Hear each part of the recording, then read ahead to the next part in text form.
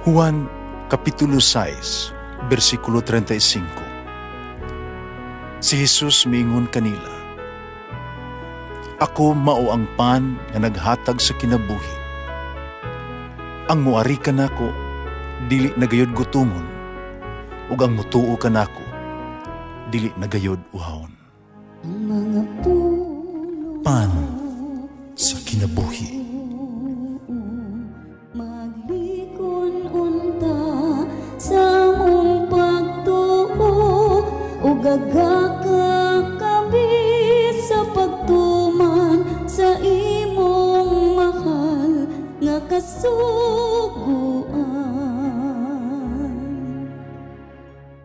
Ang Ginoo manaa kaninyo. Santos nga Ebanghelyo sumala ni San Marcos. Si Herodes mismo mao ang nagpadakop, nagpagapos, nagpagbilanggo kang Juan. Gihimo niya kini tungkol kang Herodias nga iyang gipangasawa, bisan kung kini si Herodias asawa ni Felipe ang iyang igsuon. Kay si Juan God nagpunay magsulti kang Herodes dili matarong na magigpuyo ka sa asawa sa imong igsuon. Tungod niini nagdumot si Herodias kang Juan kung naninguha pagpatay kaniya. Apan wala siya makahimo niini kay wala man siya tuguti ni Herodes. Nahadlok si Herodes kang Juan kay nasayod man siya nga si Juan maayo ug balaan nga tawo. Busaya siyang kipanalipdan. Gusto ni Herodes mamati kaniya bisan tuod masamok ang iyang hunahuna. Inikabati niya sa tanang mga isulti ni Juan. Sa katapusan, nagahigayong-ragayod si Herodias. Nitabo kadto sa sumangan adlaw na tawhan ni Herodes.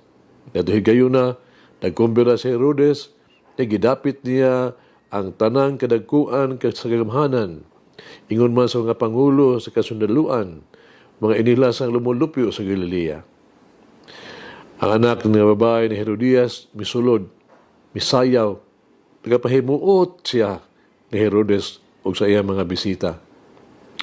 Busa, ang hari miingon sa dalagita, "Unsa may imong gusto?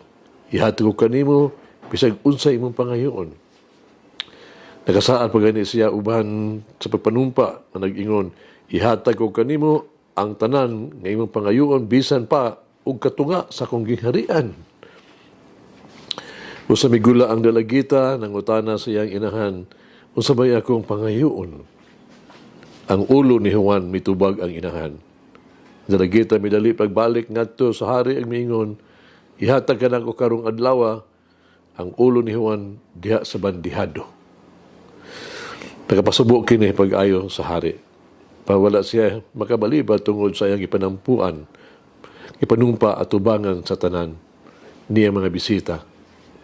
Busa diha-diha, nagsugo siya usa ka sundalo nga punggutan sa ulo si Juan. Milakaw ang sundalo o miadtos bilangguan o gipunggutan si Juan. Gidala niya ang ulo o gibutang sa bandihado, gihatag ngadto sa dalagita o gihatag usab kini sa dalagita ngadto sa iyang inahan. Pagdungog sa mga tinun-an ni Juan, may tungod niini, miadto sila o gikuha nila ang iyang lawas o gilubong. Ebanghelyo sa Ginoo. Pasalamati ang Ginoo kay siya maayo, ang iyang gugma mulungtad hangtod sa kahangturan. Pasalamati ang Diyos sa tanang mga Diyos, ang iyang gugma malungtaron. Pasalamati ang Ginoo sa mga Ginoo, ang iyang gugma malungtaron.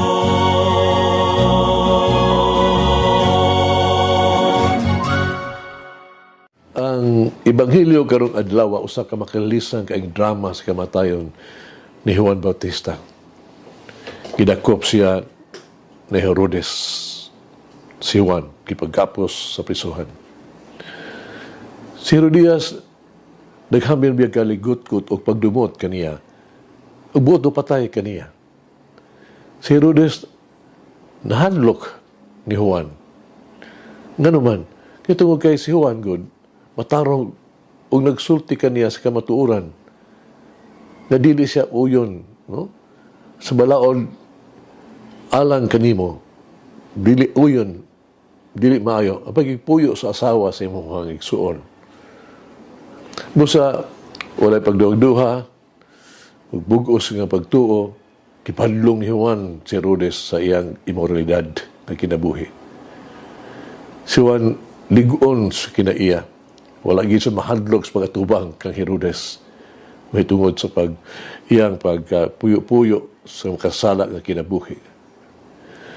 Wala ikumomiso ni Juan ang kamatuoran o moralidad. May sugod siyang gibarog alang siyang prinsipyo.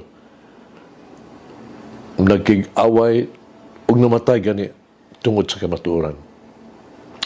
Si Herodes nga dunay gahom. Sa pagkatinuod, huyang siya. Iyang kinaiya. Nagsaad siya, ug labihan pa ang kitang tulubing mahalon nga gasa nga to sa iyang anak. Katong Misaya ba? Nga bisan pa katunga, no? Sa iyang bahandi. Iyang panumpaan para gini kini. Kung pwede ihatag ko kanimo bisag unsa ang imong pangayoon kanako. Bisan pagkatunga sa akong kingharian. Kanya, naulaw siya sa pagsalikway siyang saad tungod sa iyang mga panampuan at ubang sa mga bisita. Nahadlok siya sa isulti sa iyang mga unsay kasul siyang bisita o mga gitawag to opisyal bahin kaniya kung iya tumano ng iyang gipanumpaan. Apan si Juan kanunay nagtulisok kaniya sa iyang immoral na kinabuhi sa pagpanaw, pagigpuyo, pagpanapaw sa asawa sa iyang igsuon. Busa si Herodes, nagunahuna kang Juan Bautista, no? Nga usa ka babag sa iyang politikanong karera ug sa iyang mahilayon kaayo, no? Lustful nga mga tinguha. Busa wala siya magduha-duha pagdakop, pagbabilanggo, o pagpatay kaniya ni San Juan Bautista. Misugot siya sa makaulaw kayong hangyo. O gihatag niya Diaz Bandihado ang ulo ni Juan Bautista. Adunay dakong tentasyon at sublion ang gibuhat ni Herodes. Usay kita musulay sa pagtago sa kamatuoran, sa pagdaos sa sinubdan sa kamatuoran. Usay dili nato responsibilidad. No, di nato malubag ang ato ang desisyon o aksyon. Kayo natong basulon ang uban sa ato ang mga problema, sa ato mga pagduha-duha. Ano nga sa iyong rabalig-alang dyan ka nato, pagkondinar, pagpuntis ng mga tudlo, o paghimo, o pagtulisyok ba, o pagmapasangil. Kano nga lisod man kaayo alang ka nato sa pag-angkon sa ito mga kasaypanan, ang pagbasol sa kasaypanan, o pag-ayo sa ito ang kinabuhi. Sama ba kita kang Herodes, huyang sa kinaiya? O sinunod-unta kita kang Juan Bautista. Kanunay nga, anda musulti sa kamatuoran, mo badlong sa sayop, na binuatan, mo barog sa kamatuoran. May sugurano sa usa ka tao, nga di endure ay kaso, o naningkamot siya, ngunta, no? Mapawalang sala siya, no? Og usa ka higayon na gihatag yang gidapit ang huwis. Idoon sa Suez. Gidala niyang huwis sa sekretong lugar, layo sa tanang katawhan, na dili madungog. Ipasaligan sa tao ang maghuhukom ba ang huwis. nga wala gyud makadungog kanila. Sa hinay nga tingog, mitanyag siya og dakong kwarta, bugti sa postibong hukom, pabor kaniya. Ang huwis, hugot nga balibad sa tanyag. So pagkato siya pagtuo o maridad. Ang tao may sister, nagsaad sa magkuhukom, nga walay usa ka makahibalo, may tungod ni ini.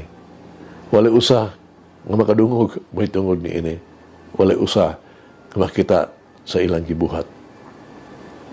Gibadlong siya sa huwis. Sa magkusog, ug kusga kayong miingon, no? With conviction, nakita sa Dios ang tanan. Nasayod ang Dios sa tanan.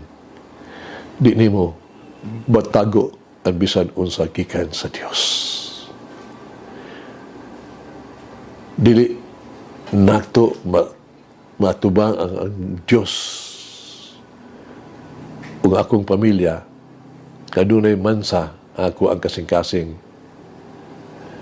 ug gibiyaan nahitabo gibiyaan sa pagkukukom ang tao, sigurado kaayo uban sa konbiksyon ang iyang desisyon sa pagkumbikto kaniya husto ug moral. Hagit sa kinabuhi, gigamit ba nato ang gahong posisyon alang sa mas dakong himaya sa Dios o alang sa kaayuhan ni ato mga tao nga gipiya sa tuang pagatiman. Nagampo kita. Magit nung amahan, among magihatagon o mapaanguron nga Ginoong Diyos. Ikaw ang hinungdan sa tanan. Ikaw ang tinubdan sa among pagkatao. Ang tanan namo gikan kanimo, kung unsa mi tungod nimo. Biyahe kami, palihog, aron maghimong mas responsable sa unsay anaa kanamo. Himo kami nga maalamon, matunud-anon ng mga pinihalan. Purmaha kami sa matunud-anon ug moral. Ihatag ka namo ang imong grasya ulang nitong amahan amo maghihatagon mapaanguron nga Ginoo nga Dios aron dili namo abusuhan ang amo ang mga otoridad. Nigamiton ang sayo ka paagi ang among posisyon ug amo ang katawhan. Niusika ng imuhang mga gasa. Pausahanon kong gihangyo kanimo. Yung tanan pinaagi sa matrabangon kang pagtiniwala ni Jesus. Imong masinugtanong anak ug mahigugmaong Ginoo. Amen. Mama Mary, help me to accept the truth that is set. Be free. Mulangin ang Diyos magagawa sa tanan. Ama, Anak, Espiritu Santo. Amen. May the Lord of the divine mercy bless us all, heal us from all diseases and suffering. Ayun unta niya kita, tanang mga sakit na sa lawas o sa kalag, body and soul. In the name of the Father, the Son, and of the Holy Spirit. Jesus, I trust in you. Amen. Whoever eats the bread of life will never hunger, says the Lord. Kay galaan inyong nabati ang pagpaambit ug hamubong pamalandong sa pulong sa Dios pinaagi sa tulumanon pan sa kinabuhi nga gidumala ni Monsignor Daddy Silva. Hangtod na usab sa sunod higayon, daghang salamat.